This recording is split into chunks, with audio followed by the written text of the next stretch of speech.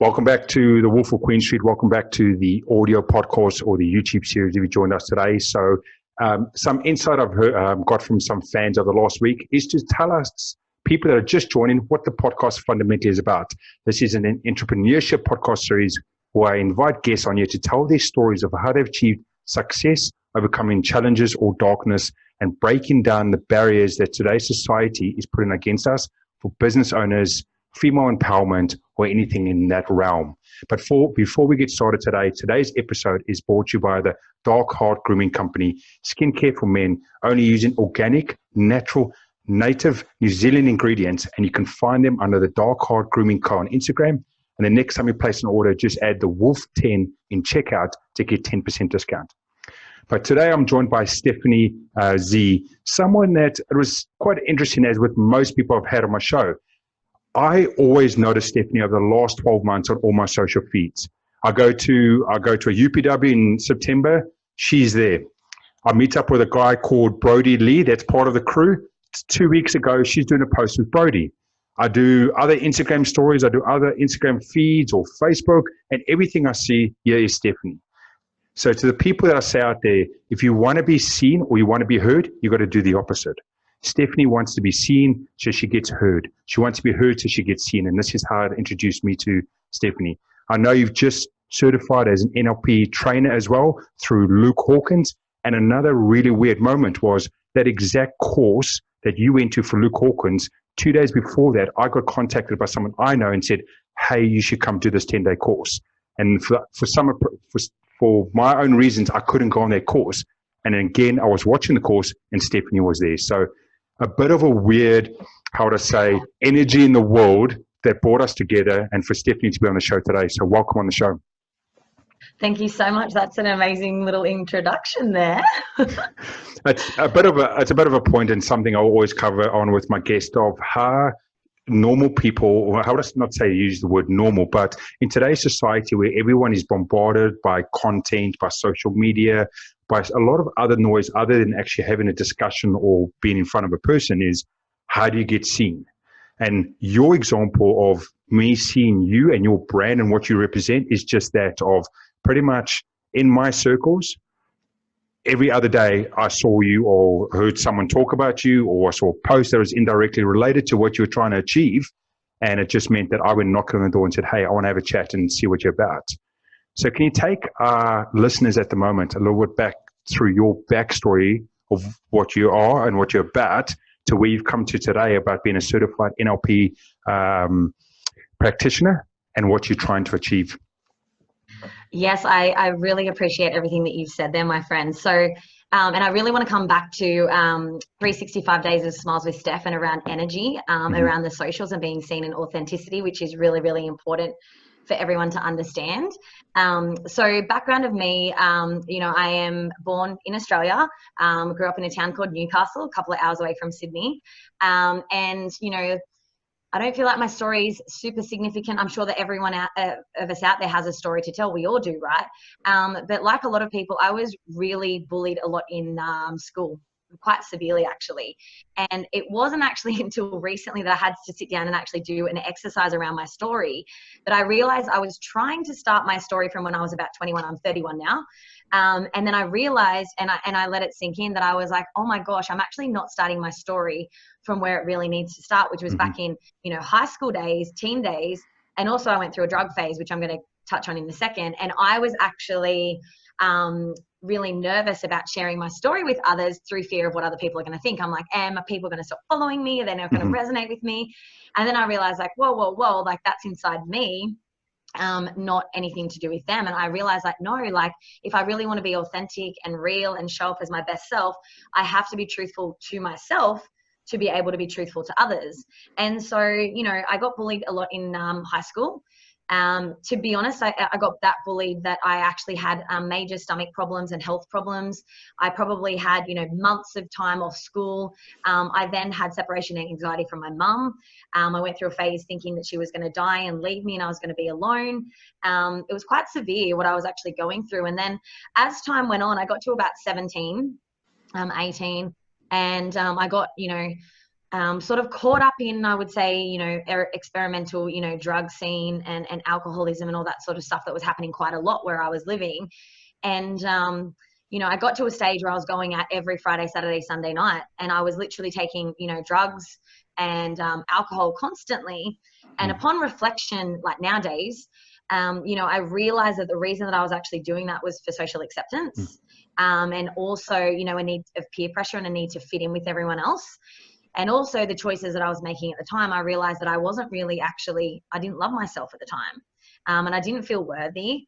And I was, allowing things to happen to me and wasn't setting boundaries and all these types of things. But, the story has led me to who I am today. And then sort of after I went through that phase, like I remember one day coming to university, it was like actually before that, I remember being one Monday morning, I woke up, I was partying at this beach house across from Newcastle. And I remember I was laying out on this deck chair at like 6 o'clock in the morning. Very vulnerable moment right now, as you do, right? Not, high from the night before still. And I remember seeing all of these morning runners like running past me, beach run and all that sort of stuff that I do now, right? And I remember like sitting there and I thought, oh my God, like I've literally become a loser. Like I was like, I am literally like a loser. I'm like, what the hell am I doing with my life? And I did start to make some shifts, but then I was still, like following the crowd and all that sort of stuff. And then it was probably about a year later that I was actually trying to get into university, right? So I didn't even, when I finished high school, I didn't get a, what you call back then a UAI, admission into university. So I was doing like a year course to try and get into it. And I remember I rocked up to Monday morning and it was like 8 a.m. and I was still high from the night before. Probably shouldn't have been driving, but that's another story for another day. And I remember that was the moment that I went like, oh my God, like something has to change. Like something came over me, thank God. And I was like, literally, I'm like, I am trying to get into university. And right now I'm like, I am self-sabotaging myself. And I was like, what am I even doing? And it kind of like just did something to me. And I started to shift my habits slightly, right? Then I started reading the book, You Can Heal Your Life by Louise Hay, which really taught me about the power of affirmations and about self-love and about the power of language. And so I moved to Queensland to try and get away from everything and just sort of start afresh, and got kind of caught up in a crowd there working at a nightclub and negativity and bitching and all this sort of stuff that goes on. And I was like, this is just not me. Like I was like, I just, don't like being around this energy. And it took me a year and a lot of heartache. And then I moved to Sydney. And then, fast forward a couple of years, lived with sort of a narcissist that taught me a lot of lessons, I'll have to say, another story for another day. And what ended up happening actually a couple of years ago was that this is quite, this was really the pivotal point in my life, really turning. I knew that I had a mission, and I knew that my soul was telling me that there was more and I was meant to help people. But I was so scared about what other people were going to think. Like, I had my friends around me and I had my family around me, and no one had ever been an entrepreneur or been like a speaker and done anything on a global scale. And I just knew my soul was telling me like, you can do this, like you are meant for more. And I was just so afraid of everyone else's opinions and not having that support. And then what ended up happening was I was on a hen's day, and we were traveling in the Hunter Valley in Newcastle. It's a wine region in Newcastle, traveling 80 kilometers an hour. So I'm not quite sure what that is in miles per hour. It's 50 miles an hour. Okay, right. So it was fast though, like, so 80 kilometers an hour. And I was the only one not wearing the only one that did not have a seat in front of me to stop me, right? I was the person at the front of the bus. Thankfully, I was sitting sideways on the seat with my head facing the back of the bus, if everyone can visualize that for a second, right? And what ended up happening was the bus just slammed on the brakes like out of nowhere, and I went flying. So there was about a meter space between me and the dash, like the front of the bus. And somehow I flung backwards. So my face was, facing the back of the bus, and the back of me was facing the front of the bus. Somehow my neck and my head managed to roll like perfectly on the curve of the dash. Now, the chances of that happening is like 1 in a million, right? I should have either gone out the window and died on impact, or the bus ran over me, or I should have like literally severed my spine. So doctors told me where all my pain was coming from, that I should be a quadriplegic right now. And then what I found out was that my dad also had his first stroke the night before, and we were not aware, and he ended up having 3 strokes, right? So I went through a pretty, it was a pretty emotional and draining time for me. But when I was laying on that bus floor, honestly, Lauren's, like, I just knew at that time that I was like, I knew that was a sign. And I just was laying there and I was like, oh my gosh, like, can I feel? Like, I was like, please, can I feel? And I was like, I could feel everything. And I was like, oh, thank God. Yep. And then I remember laying there and going, this is your wake up call. You need to be pursuing a mission, and it's time. Yep. So not to interrupt the rest of the story on the path, but there's a couple of things I picked up from that. And there's something you said in the very beginning of the story is, and when you introduce yourself, you go, hi, I'm me. My life's not that special. My life's not that unique. My life's not that, I haven't got a story to tell. And not to piss off a guest straight in the beginning, but that's bullshit. Because everyone's life has got a story. Everyone's life matters to them themselves and to a few people around them. And as well as listen to the story, like you said in the beginning, you took your story back to a certain age and then realized there was a lot more to it. There was your teen years, you've been bullied, the stress, you think you were going to lose your mom and that sort of stuff. And then you sit in there and you go, well, I'm not that special. Like, fuck, you are. You've got a lot that you've gone through, and a lot of that's challenging. And it's those sort of struggles we see in today's world where people go, hey, this just happened to me, but I'm not that, I shouldn't feel special about it, or I shouldn't feel emotional about it or struggle about it. And it just pisses me off because people have got to be able to stand up and go, hey, this hurt me. Or, hey, I am hurting, or I don't know how to handle this, or I need help. Someone help me. Because when you get 10 years or 15 years or 20 years down the line, and I get sitting in front of someone like you and going, my life's not that special. I didn't go through a lot, but yes, you did. And it's fundamental. It's made what you are today, and it's given you that stories what you have today to make it that you want to make that change. And it's something I believe that I can hopefully help out with other people, and so can you do on your journey, is when someone goes, I feel I'm a bit vanilla in some instances. That is a crock of shit, because we've all got our own stories and our own paths that make us unique enough. But I thought I had to just put that in there. So good point. And as you were saying that, I'm like, I really like that pickup.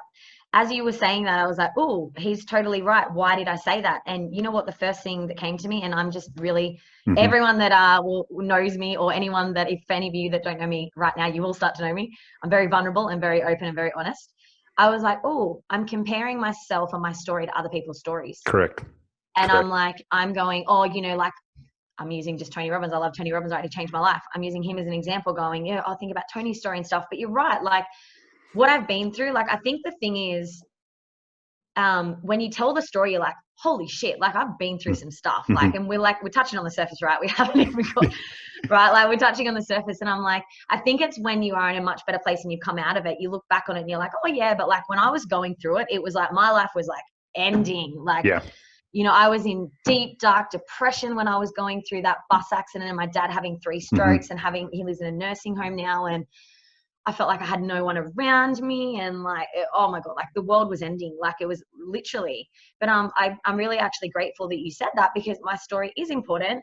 And I think the other reason I said it was to also let other people know that their story is also just as valid. I guess, like, it was almost like oh, this is interesting. Limiting beliefs. We're going to talk about them in a minute. Love putting people before myself, and I always think about others before myself, although I've definitely worked very hard over the years to love the self, and I definitely would have to say I've got to a place of truly loving me. But there are aspects where I'm like, oh, I don't want to like fully take the limelight, or fully take on and receive, because a lot of us do have beliefs around not feeling worthy, not feeling enough. And I definitely know that is linked back from childhood days, and even ages of 0 to 7 really is when we create the beliefs of who we are as a person. Yeah. So as you mentioned, there's something called limiting beliefs. To anyone that's part of the Tony Robbins family, it's fundamental, one of your foundation points. But to anyone else, it's the part in society where people go, I am not good enough, or I don't believe I'm good enough to tell someone to do, or I'm not good enough to mentor someone, or to just be someone's friend. And it's, again, if anyone is watching on the YouTube, go back 2-3 minutes when Stephanie was talking, and when she was talking about the limiting beliefs, I can see from my side, and Stephanie's going to tell me to piss off in a little bit, but I can see from my side, she's still working through this limiting belief of this childhood journey that she's gone through and that experience and what it represents in her life it is today. And anyone in the audio podcast at the moment, she's actually smiling and nodding at me, so she doesn't want to kill me, but yeah. There is, you get that all the time today in people that have unfortunately gone through life, really.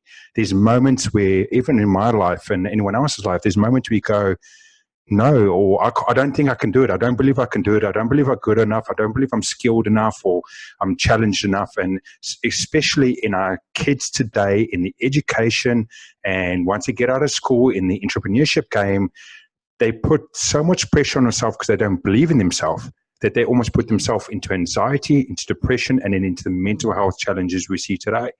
But if you could peel that back and say, hey, you're not going to be the best, but you goddamn have the skills to actually try it and take it a few steps and see where you go from there.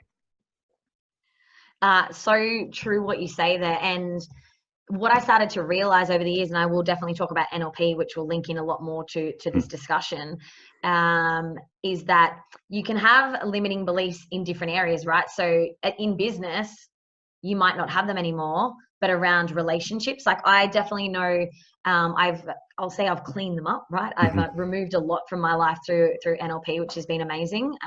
So if anyone out there, there is processes that actually can remove them, just FYI. But, so before you go down and explain the changes you make, just to tell some people that are not aware, NLP, what it stands for, and just a 2-second blurb of what it represents and that sort of stuff, so they understand the tool set you're talking about. Yeah. So NLP is called neuro-linguistic programming, neuro meaning brain, linguistic meaning language. And basically, there's a couple of different healing modalities. You may have heard of hypnotherapy or timeline therapy. And basically, these were modalities that were actually created by mainly a guy called Tad James, one of the founders. And basically, it was a healing modality that was brought around to help, ex-militants sort of coming back from war in Afghanistan and like places like that, as a way to deal with like trauma and PTSD, and to be able to remove negative emotions from events. So every single one of us and every single person listening right now, we've all had some form of what you would call a significant emotional event. Some are going to be literally a conversation where someone may have hurt our feelings, like let's say getting bullied in school. Some are going to be like, when I had my bus accident, that's like a huge, big trauma, right? Some are going to be a car accident, a loss of a partner or a family member, whatever it may be. And what happens is we, I don't want to go too deep right now, but unconsciously, so we're not aware of it, store emotions on that.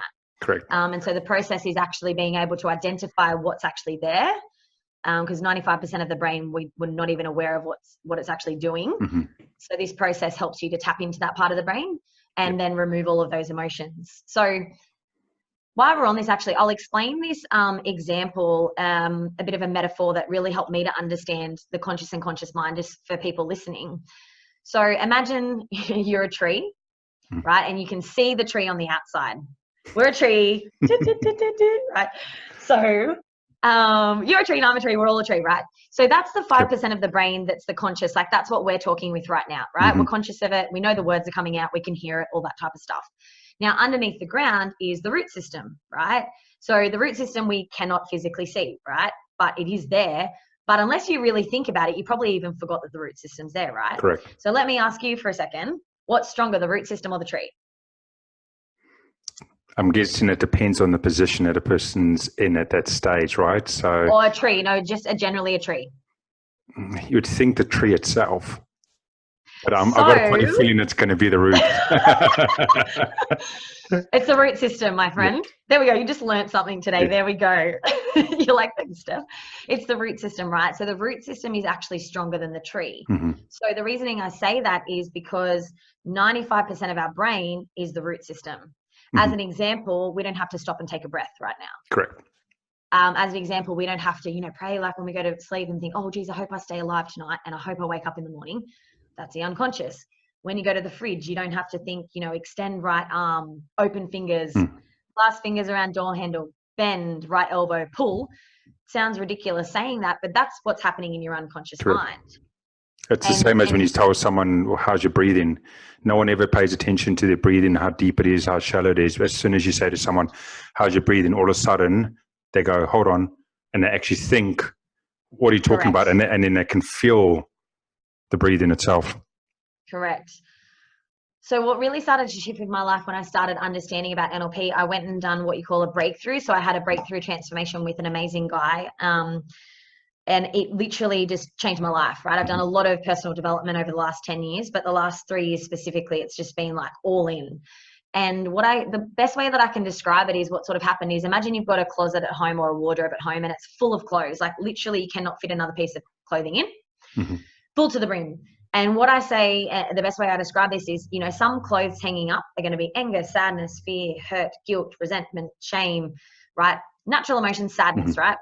Other emotions are going to be love, joy, happiness, excitement, right? All of these types of ones. Now, what emotions do you believe most people have? Negative or positive? He's like, what is going on? I am hoping positive, but in modern society, I'm likely going to say negative. You are correct. Yep. So 80 to 90% of everyone's habitual thoughts are negative. So whether we like it or not. So if someone wants to bring in more love, more joy, more excitement, more happiness, more laughter, more abundance, more wealth, right? And they go and do a shopping spree and they bring in those clothes. When they get home, what have they got to decide? Get rid of the negative. Correct, right?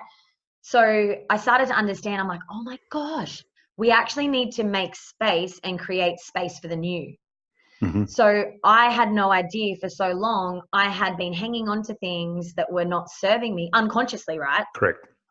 And then what I realized was, as I started to let go of things and do processes to heal myself more and more and more. And by the way, for all of us, there's nothing wrong with us, right? We are perfect as we are. This is all about just going deeper within and having people to bring out what you already know within yourself. There is nothing wrong with anyone, right? So then when you're cleaning out the closet and you're removing all of the stuff no longer serving you, you've got space and you can bring in the new. But so many of us have got our closet full to the brim of all this shit, pardon the French, from the past that is no longer serving us, we've been hanging on to.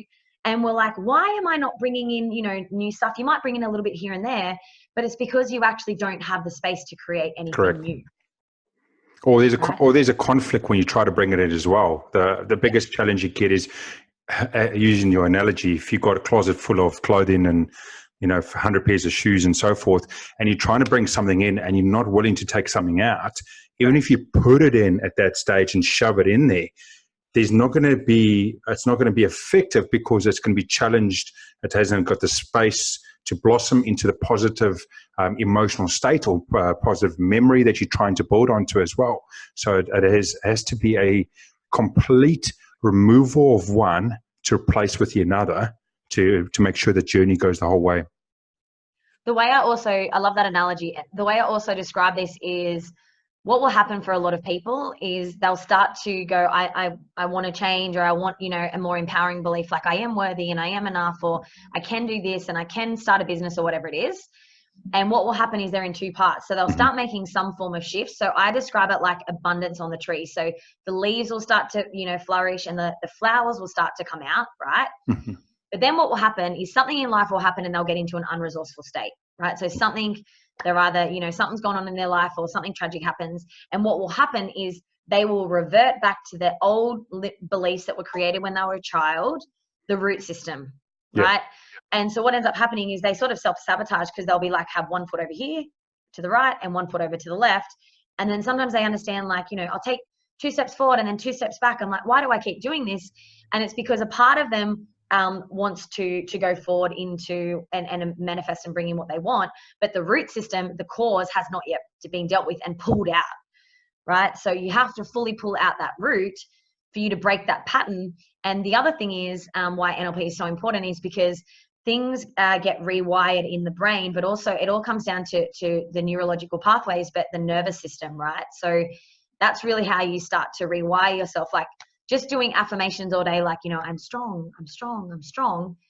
And you're sitting there, you're not going to believe that. But if you're running flat out on the treadmill and you're like going as hard as you can and you've got like energy firing in your body, and you're going, you know, in your head, I'm strong.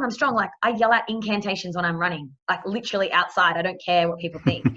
And it's the most empowering feeling ever, because I'm like, I don't care. This is my life. I don't want to ever get to my deathbed one day and think, oh, I wish I did this and I wish I did that. And I'm so glad that I listened to that person that I don't even know and cared about what they think, that I'm never even going to see or meet again. So it's important to rewire your beliefs when you're in a high energy state, because you believe it more and it fires off the neurological pathways and it will wire into your nervous system. Totally agree with what you had to said. And to anyone that's listening, to half the people who understand NLP, to them it will seem simplistic in its nature. They'll have gone through it themselves. They might have a coach, they might have a mentor. To anyone else that's listening that does not have that, this is not something that you can just go, oh, I'm going to listen to Stephanie and she said these 3 points, I'm going to follow these 3 points and it will happen. There's a methodology behind the process. There's an A to Z behind it. Just don't think you can take 2 or 3 points from what we say now, because this is 2 or 3 points out of a 1,000-page doctrine of how it needs to be followed. If you need the guidance or the insights or the knowledge around it, reach out to Stephanie herself, reach out to me, and I'm not certified. I'll put you into place to someone that is certified, that if you want a coach or mentor in that sense as well. Because the big thing is, be open to say, yes, I want to take that journey, and then ask someone to put you in front of the right person to allow that journey to be taking place. So 2 steps that will allow you to take it further to success. Because if you get through the first one going, yes, I want to take that success, don't fail on the second step of going, I'm going to try and do it myself. There's so many people out there that know how to do it. And like we said before, and as fundamental, as a big part of my show is Tony Robbins. Anyone that has ever seen Tony Robbins live, or anyone that's watched any of his seminars online, as much content as you can, he's obviously NLP certified. He has been, I think, from day dot.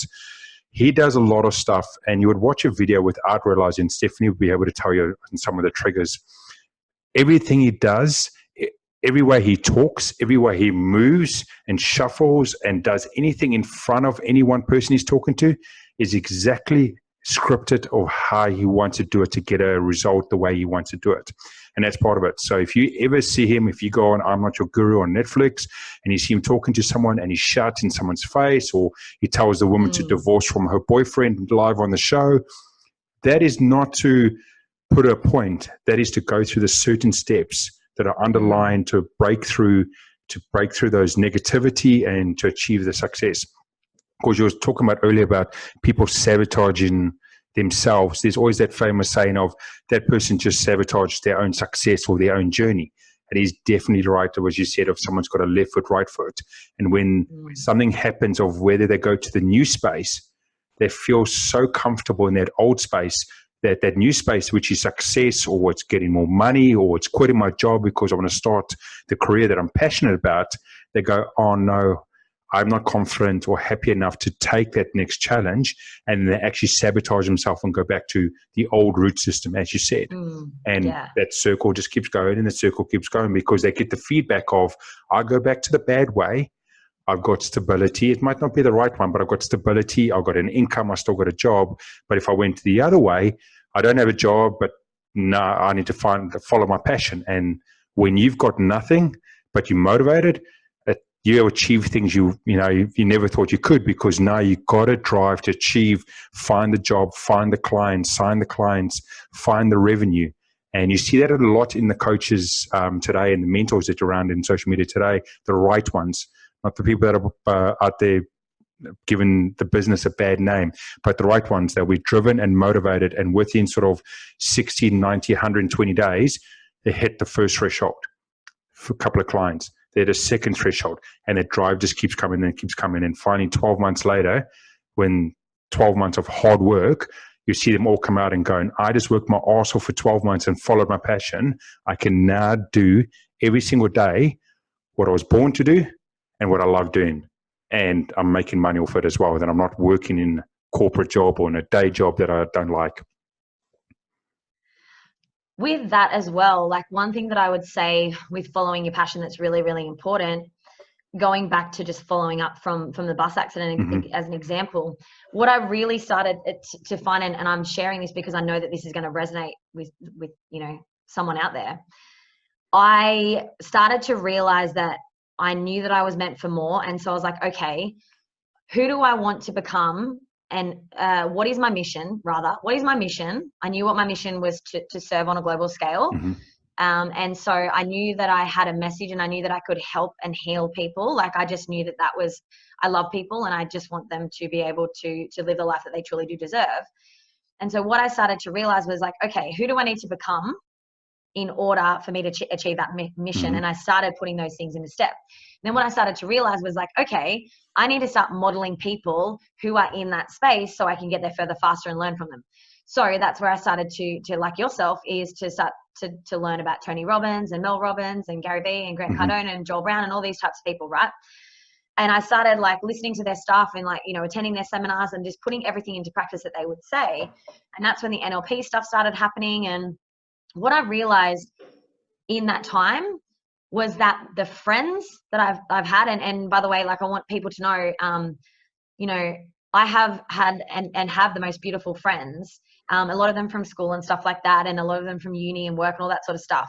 But what I started to realize was I was traveling so much back and forth to Newcastle trying to see everyone, but I was the one maintaining all of the relationships, and I had no space for anyone new. So what I decided was like, hang on, I'm going to actually just focus on me for a while and stop messaging everyone and see who messages me. Correct. And how many people do you reckon message me? Very little, if correct. Very little. So I got quite upset about it because I was like, wow. And then I realized, you know, they're off living their life. So I was like, okay, I need to live my life too. And that's when I got into the personal development space and I found my tribe. Yeah. I found my people. And what I started to realize was your family and your friends are your family and your friends, right? Mm-hmm. That you've grown up with. Your tribe is who you choose to surround yourself with. And, you know, you are the 5 most people that you hang around. And your clients and everyone, they are not your friends and your family. And that was something that was a hard pill for me to swallow and actually come to understand. But once I did, like, what I really did was I kind of locked myself away for a little while because I needed to listen to myself and my own soul and find out, like, you know, what do I really want to do without the noise of everyone else's opinions? And the reasoning I share this is, there's a point to this around energy and truth. And what I started to realize over time was I started to peel back the layers of the masks that we put on throughout society, right? We all wear different masks, right? So you wear a different mask when you're with your mum or your dad or, you know, your girlfriends or your partner or, you know, when you're showing up to a job interview and all this sort of stuff. And I was like, hang on a second, I don't want to be wearing a mask like that. I want to be the same person across everything. And I've worked damn hard to be the woman that is sitting, you know, and being here with you guys today, to be that person. And it is like a daily practice that I have to do. But slowly but surely, I started speaking my truth more and more and more and setting boundaries and listening to my soul and saying, I need to say no to that because I need to focus on this. And I need to say yes to that and step up and invest in myself because it's going to get me to my goal quicker. And as I started to grow and evolve, I started, you know, taking off these masks. I started to be able to step into more of my truth and more of who I am. And I became more real and more authentic. And linking back to what you said in the beginning about social media, over the last couple of years, I think it was like last year I started doing this. I created this thing called 365 Days of Smiles with Steph. One day I was listening to an audiobook at the beach and I heard this lady talking about how she did a video. And I knew from when I was like early days in my 20s, listening to Oprah and Louise Hay about this, about affirmations.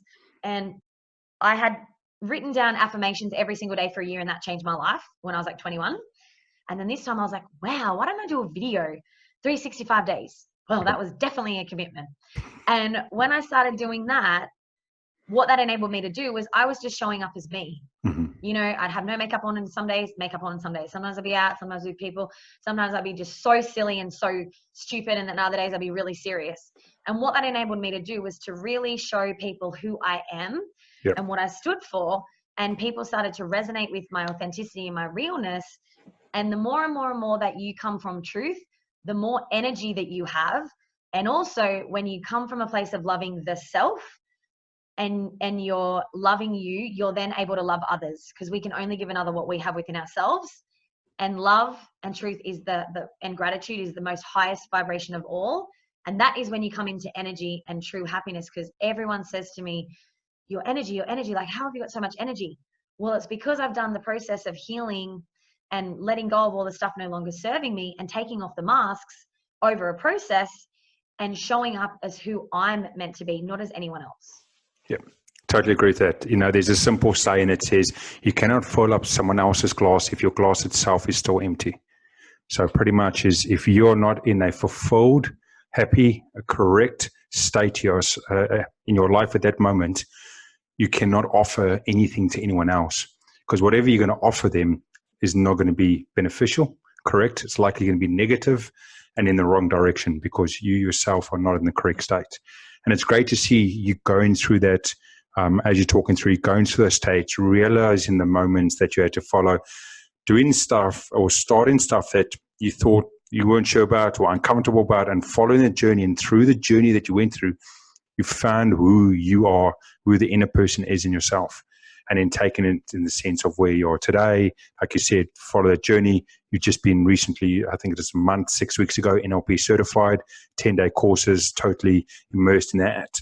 So in the sense of where you already had clients, but even take on more clients now to help them with those stepping stones and show them the steps that you have followed. I not say I enjoy, but I so like to see it when someone that comes offers me insights, follows the journey themselves, have been through the journey. When someone sells me a product, you better goddamn have been through that product, tried the product, failed the product, and made sure the product is really good if you're going to try and sell it to me or try to be a mentor about me or coach about me. But one thing with yourself is everything you are today and what you are offering today is part of what you did, saw, experienced, packaged, and offered now to your clients, to the people around you, to your friends from your learnings. Thank you for sharing that point, first and foremost. And yeah, I did my master's just recently, which was about 6 weeks ago, which was amazing because it took things to a whole nother level. Yep. Like, as opposed to just doing the first initial training, the master's really helps you go deeper within yourself. And I learn a lot more about myself and about relationships. And the other thing that I wanted to mention that you started to touch on about, your cup, right? And your energy as an example. What often happens, and the reason a lot of us don't know who we are, is because we've listened to so many opinions about, from our parents and kids in school and, work colleagues and all this sort of stuff. And our own voice gets like masked between all of the chatter going on. So the way I describe it, we have two voices. We all know we do. We've got the negative and the positive. You call it the dark and the light, the ego, the soul, whatever you want to term it. We all have them, right? Yep. And the thing is, for a lot of people, and I just had a client session with had one of my clients today actually talking to me about this. When we have a lot of mind chatter, so the saying is when you're in your head, you're dead, right? So usually when you've got a lot of mind chatter, that's because the closet's too full, right? Yep. You haven't cleared some stuff out. When you're in your head, you're not able to listen to the soul, like the positive voice and the light voice. And what actually starts to happen is when you think negatively either about yourself or about others, what actually happens over time is that you will get very tired and very fatigued, and you can bring on ill health. And so many people are like, they've got no energy and they're tired and they're, fatigued and they're lethargic and they're like, oh my God, I just can't get motivated. I'm sure someone's listening going, oh my God, you're talking to me. That was me, right? Yeah. And the reasoning being is because there's stuff from the past that hasn't yet been dealt with. And there's a lot of stuff going on in the mind that hasn't yet been cleared out. So until you actually do a process of being able to go through and remove all of that stuff and quiet the mind to be able to hear the positive voice, what will actually start to happen is you need to clear it out so you can have clarity. Clarity then brings focus. Focus then brings action, and action then brings momentum. Yep. But so many of us are allowing the negative voice inside our mind, and I know this because I practice this too, right? We're allowing it to take up so much energy, like being in your head and allowing thoughts all day, every day to be chatter, chatter, chatter, chatter. That is so much energy. It is so much energy, and you then don't have any energy to actually give. So it's not until you can, I'm very grateful now that I've been on this journey because I don't have mind chatter much anymore these days. Yep. Like, it's very rare. I have so much space in my mind and there's only positivity, but it's been a practice over like a 10-year period, right? That's part of the tool sets that people offer. You got to learn to make sure that you know what to do it. You can see it. You can see it in today's life. There's people that are doing, not saying they're doing the same job, but there's people that are following the same journey and the same path and going down. And one of them is cool as a cucumber, And then one of them is totally stressed and always feels pressured and all that sort of stuff because they've got the same life experience or going similar, but one doesn't know how to handle what is inside and their mind playing up and they're focusing on things that they cannot control. Biggest thing we struggle about is, you talked about earlier, but we care about what other people think about us. But also the second part just behind that is we focus too much energy on shit we cannot control. One simple example, and I'll give it to anyone, and 90% of the people that's listening to this will agree with me this. Most people despise traffic. They hate it. To them, they feel it's a waste of time. They hate sitting in an hour or 90 minutes traffic. I'm one of the very weird people out there. I love traffic. It's the only time I can be quiet. I can get an audiobook on. I can listen to a podcast. I'm by myself. I don't care if I'm there for 30 minutes or for 2 hours. I sit there calm as a cucumber in a car in traffic, and I look around. Funny enough, I'll always do this. And you see people stressed. They're trying to get there. You cannot change that situation. So therefore, don't allow it to take up negativity in your mind and control of that surge. Take a look on the other side and consider on stuff you can control and your state and your mind and so forth. Very, very good point with that, because we get to choose every single day the meaning that we attach to things. Mm-hmm. And so often, I'm thinking about what I say here because I don't want to go too deep, but we are only a projection of ourselves. Yep. So as an example, let's just pretend I was judging you right now. Let's just pretend, which I'm not, but let's pretend. That would mean I'm actually judging something within myself. Mm-hmm. So the way that we see another person is only a reflection of ourselves. And that's been the best tool that I've learned, because every single time I see something in someone else now, I'll be like, okay, what's that within me? Yeah. What do I need to actually, I'll give you an example. I was in Bali recently for an event, and we were doing this thing called an allowing exercise. And there was about 40 people that went, and I had 5 different females come up to me and all apologize because they're like, I'm so sorry, I was judging you for different reasons, right? Mm-hmm. And they were like, but I know it's within me. Yeah. And I was like, no worries, babe. Like, I was like, I'm holding space. And we were like, isn't it so amazing that we can have this conversation? And I was like, I don't mind, because I was thinking it's on them, right? Yeah. Then there was one lady that I met at the pool before it started, and I was like, I remember talking to her and seeing in her face that she was judging me. And I was like, oh shit. I'm like, that means that I'm judging something within myself. So I went up to her and I was like, hey, my hallucination is, that's a great way to sort of soften what you're going to say, by the way. It's just like, hey, this is my own perception, but it might not be right. So I'm going to insult you, but just take it softly, in other words. But it's coming back on me. And I was like, look, when we met at the pool, I was like, I noticed that in your face, you were judging me. Excuse me. And I said, but I realized that was within myself. And I was like, okay, so what am I judging within myself? And then I was like, oh, what it actually is I felt like she wasn't accepting me. Because I'm like, if she's judging me, she's not accepting me. Then I was like, oh God. So I'm like, I don't actually accept parts of myself right now. Yep. And I was like, mind blown. And she said to me, she's like, you're 100% correct. She's like, I was judging you, but she's like, I was comparing myself to everything that you do. Yeah. And, you're doing this on social media, and you're so great at doing Facebook Lives and your energy and blah, blah, blah, blah, blah. So me and her had this amazing, connection, and we were able to like let it all come out. And I was like, when you get to a place of that, and I'm like, what a different world it will be like when we can all be like that and never take offense. Like, if we get triggered by someone and we take offense, it's got nothing to do with the other person and everything to do with us, whether we like it or not.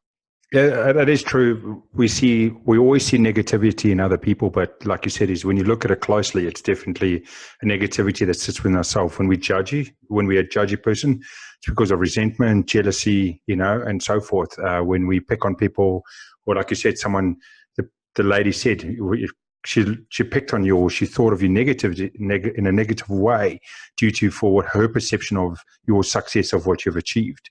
And it's her putting what she perceives as success that you're doing in her situation, going, why don't I have that? Why don't I have that experience? And why am I not doing that? And so forth. And it's a very true fact. Going through all of this and having a chat at the moment, this is not something I've ever brought up. And I'm sure I would love to try it and I want to put on the show. And depending on what the fans have to say, and if Stephanie, I want you to do it, I would love for us to do a live or recorded podcast where it'll be myself sitting there and you have someone and we have someone else on the other side, and we do a moment of actual 20 or 30-minute private deep dive. We record the session and we put it out as a segment to the fans so they can understand the depth that goes on there. A lot of people, we have to find the right person because they have to be willing to be vulnerable in open space. That is challenge in itself. I'll see if I can find someone that's crazy enough, but in a good way. And we see if we can do a bit of a session like that, because I think people would totally relate to and understand and see the steps that are taken and the moments of clarity that come from going, oh yeah, I understand that.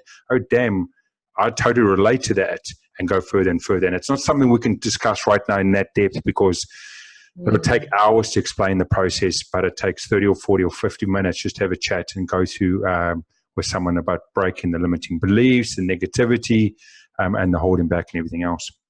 Definitely.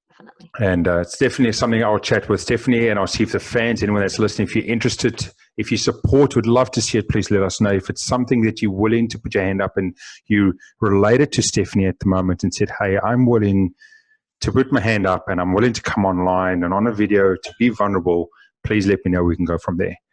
I know we've already been going for, I think, 45, 50 minutes already at the moment today. I know Stephanie's got so much more to tell us. I'll make sure I get it back on. If we can get the intervention moment on the YouTube series, we'll definitely do that as well. Before we end off today, Stephanie, is there anything you want to leave our listeners with today? So one thing that I would definitely say is discipline is everything, and you're one decision away from a different life. So one thing that I would say that just popped into my mind is like your morning ritual, like how you wake up and how you choose to start your day is everything. The reasoning being is it builds the foundation of who you're going to be for that day. So I get up at 5 a.m. every day. I do not lay there. I do not think about it. It's like alarm goes off, bang, out of bed. If you need to, you do the technique of 5, 4, 3, 2, 1, out of bed. If you lay there for any longer than 3 to 5 seconds, your conscious mind will give you all of the excuses and reasons why you should stay in bed. Yep. So by you getting up, what ends up happening is it's quiet, no one's around. You then can, exercise. You can do things like a gratitude list, cold shower, all of these things that help to get me into a positive state. And there's no way I would be able to show up as I am right now and for my clients and for everyone else if I was not filling up my cup every single day and doing that morning routine and morning ritual. Because what will happen is things are going to happen throughout the day that are going to affect us whether we like it or not. Correct. So I describe basically you're going to be shot with a bow and arrow, whether you like it or not, things are going to happen. And if you're in an unresourceful state and you've literally just rolled out of bed, it's going to affect you, right? You're going to say things very differently, and you're going to, come across maybe like as an angry person or a sad person or whatever may happen. But if you build the foundation for the day ahead, you're a bit like ping pong. That's the way I describe it. Like things will happen and you're like, I can deflect it. And you're going to be a lot more resourceful, and you think, I'm not going to worry about that. That's like, doesn't bother me at all. Whereas when we just roll out of bed and we allow, life to just happen to us, then basically that's when things actually do affect us. Correct. That would be my biggest thing, is work on your morning routine. It's amazing, and it's definitely something that's big at the moment for people to take away and understand that morning routine to start the day in the right sense. No, Stephanie is not saying that everyone has to get up at 5 a.m. But, of course not, right? So you don't have to join the 5 a.m. club. If you don't know what that is, search it. There's a lot of following behind the 5 a.m. club. But what it is, or what she's saying is, when you do get up, what your lifestyle is, whatever it is, at 5 a.m., 10 a.m. or midday, depending if you're working night shifts, get up in the right mentality, the right space, the right direction, so you can start the day with the cup filled, so you can go help other people. Yeah, but 30 minutes to an hour, like it depends on what you've got time for, but everyone's got 30 minutes to look after themselves, definitely. That's amazing. And thank you so much for that, Stephanie. Before we end off the show, can you let the listeners know where they can find you, social media, your handles? Yeah. So on Instagram, I am Stephanie Z Coaching, ZEE. And on Facebook, I am Stephanie Z, ZEE. For anyone who is adding me on Facebook, I would also say if you can send me a direct message, that would be awesome. just because I have a lot of friend requests and I just don't get a chance to go through all of them. But I would love to have you guys connected. And for anyone out there that if this is resonating and you want to learn a bit more, or you want to have a conversation with me, completely, free of charge, and you just would like to be, curious to know what is going on in my unconscious mind, if you do want to reach out to me on Facebook or Instagram, I would be more than happy to have a conversation with you and see if I can help in any way. Awesome. Thank you so much, Stephanie. And to everyone else that has joined us today, thank you again for joining us on the Wolf of Queen Street podcast and the YouTube series. And if you like the show, all I ask is for you is to share it or tell one friend to come in here, have a listen, and let them experience what we're trying to achieve by telling and showing people stories of how they've achieved success and how they're offering help to everyone in society there is today. But anyway, at the end of the day, have an amazing and powerful day, and we'll see you next time. See you guys.